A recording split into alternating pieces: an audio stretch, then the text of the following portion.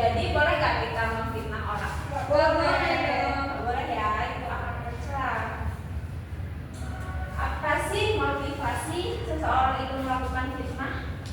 Nggak suka penyakit hati. Ya, ingin mendapatkan keuntungan duniawi, ingin menjatuhkan orang lain demi jabatan atau kedudukan.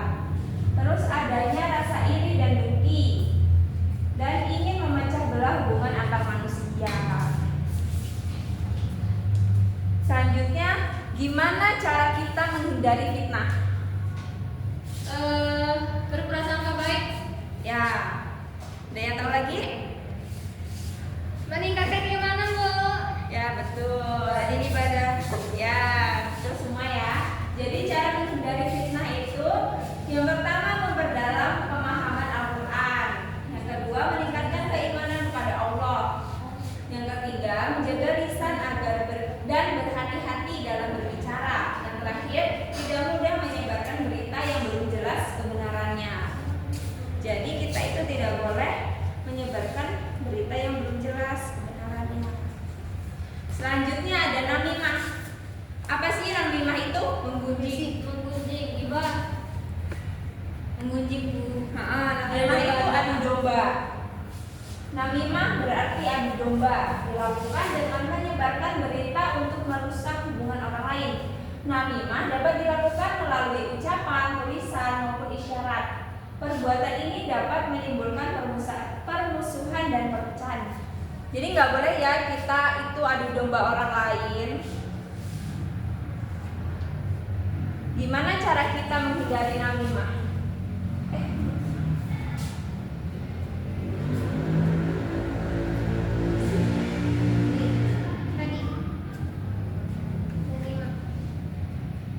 Selanjutnya akhlak tercela yang ketiga itu ada ghibah.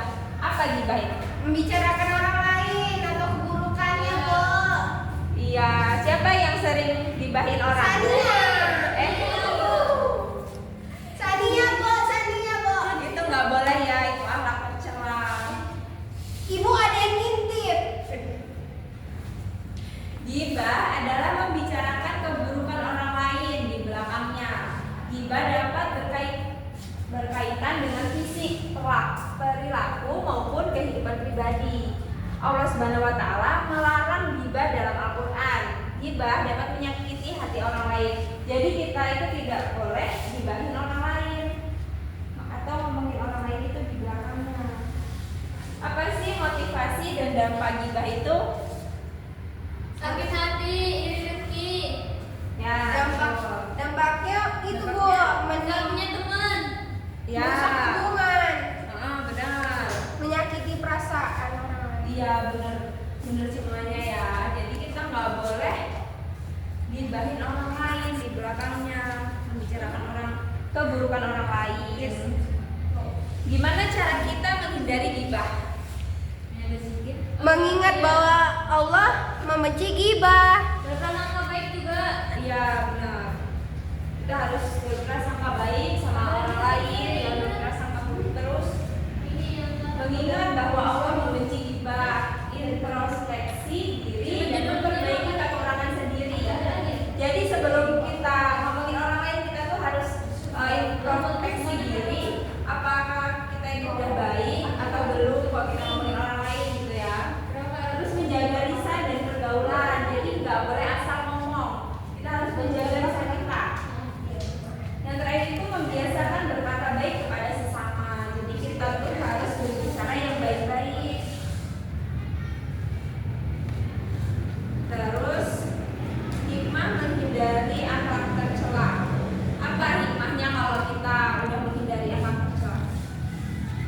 Mau nggak punya persaudaraan terjaga, hati menjadi lebih tenang. Ya. Akan disenangin Allah, mendapat ridho.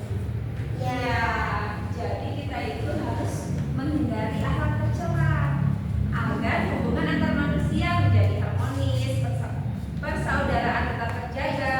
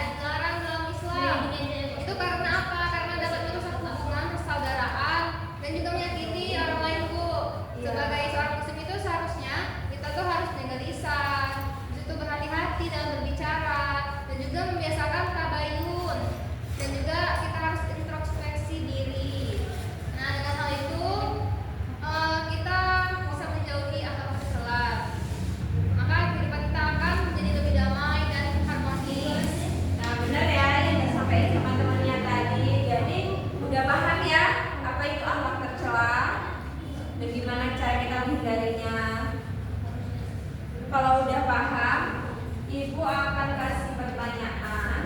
Nanti kalian jawab ya. Iya, Bu.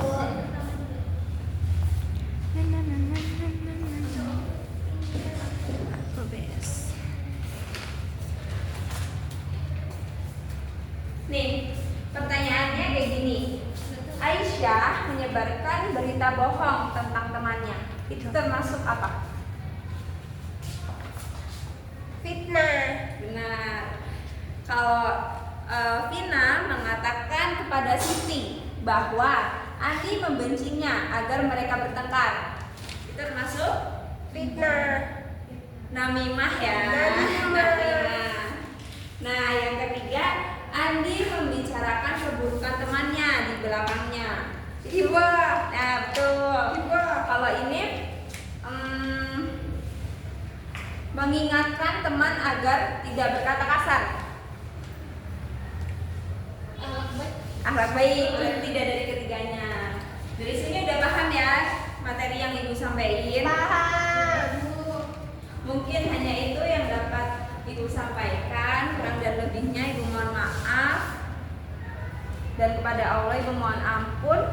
Untuk ketua kelas serahkan baca doa. Berdoa sebelum pulang, berdoa mulai. Amin. Berdoa selesai. Baik Ibu akhiri, wassalamualaikum